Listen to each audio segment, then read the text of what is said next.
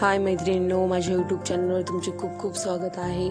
आज आपण ऐकणार आहोत नरक चतुर्थीची कहाणी, नरक चतुर्थीची कथा, नरक चतुर्थीची विषयीची माहिती व नरक चतुर्थी का साजरी करतात। दिवाळी सण आपल्या सर्वांच्या जीवनात आनंदाचे क्षण घेऊन येत असतो, पण ती दिवाळी कशी व कोणत्या प्रकारे साजरी करायची याची माहिती आपल्याला परमपूज्य गुरु माऊलींनी अगदी यथासांग आपल्या हितगुजातून मासिकातून सामान्य सेवेकऱ्यांपर्यंत पोहोचली आहे।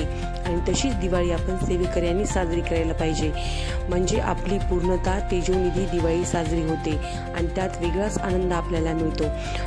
धनत्रयोदशीच्या दुसऱ्या दिवशी नरक चतुर्दशी असते। या दिवशी अभ्यंग स्नान करतात, घरात सगळीकडे दीप पंत्या लावतात, घर प्रकाशाने उजळून निघते। या दिवशी जो उशिरा उठेल तो नरकात जातो अशी समजूत आहे।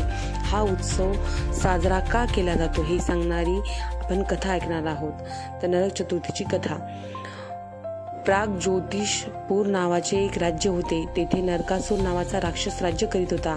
तो अत्यंत क्रूर होता। अनेक राजांना त्याने तुरुंगात डांबले होते। एवढेच नाही तर 16,000 राजकन्यांना, स्त्रियांनाही त्याने तुरुंगात टाकले होते। भगवान श्रीकृष्णांना हे समजल्यावर ते अत्यंत संतापले।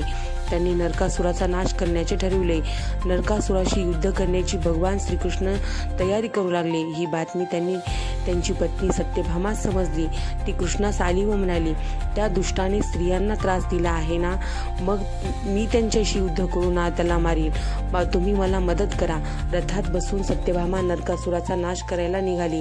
मदतीला श्रीकृष्ण होतेच। त्यांच्याशी युद्ध करून अश्विन वद्य चतुर्थीला तिने नरकासुराचा वध केला। बंदीशाळेतील स्त्रिया मुक्त झाल्या। त्या प्रित्यार्थ सगळीकडे आनंदोत्सव, दीपोत्सव साजरा केला जातो। नरक चतुर्दशीला आपण उटणी लावून आंघोळ करतो। उटण्याचे काय महत्त्व आहे आपल्याला यथासांग सांगितले आहे। मनुष्य हा कोणत्या ना कोणत्या प्रकारे आपल्या जीवनात नरकवास भोगत असतो। कोणाच्या घरात आजाराचा नरक तर कोणाच्या घरात कटकटीचा नरक आर्थिक मनुष्य भोगत असतो। या दिवशी जर आपण उटणी लावून स्नान केले तर आपल्या शरीरावर चढलेल्या नरकाचा गंज निघून जातो। आपले मन, आत्मा, शरीर हे पवित्र होते आणि जिथे पवित्रता असते तिथे परमेश्वर असतो। उठणे ह्या शब्दाचा अर्थ म्हणजे उठणे, म्हणजेच उठा, जागे व्हा। आपले मन, आत्मा, शरीर एवढे पवित्र करा की प्रत्यक्ष परमेश्वराने त्यास वास केला पाहिजे। श्रीकृष्णाने नरक चतुर्दशीला 16,000 स्त्रियांची बंदिवासातून मुक्तता केली व राजधानीत घेऊन आले। राजधानीत त्या स्त्रिया परत आल्या तेव्हा सर्व लोक त्या स्त्रियांकडे कुदृष्टीने बघू लागले।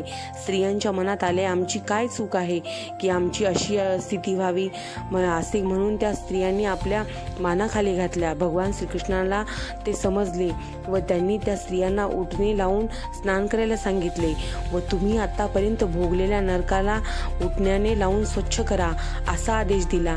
त्याप्रमाणे त्यांनी तसे केले। त्यानंतर श्रीकृष्णाने सर्वांसमोर त्या स्त्रियांना प्रतिष्ठा मिळवून दिली, ती म्हणजे मी तुम्हाला पत्नी स्वरूपात स्वीकार करतो असे म्हणतात त्या स्त्रियांच्या मानावर झाल्या।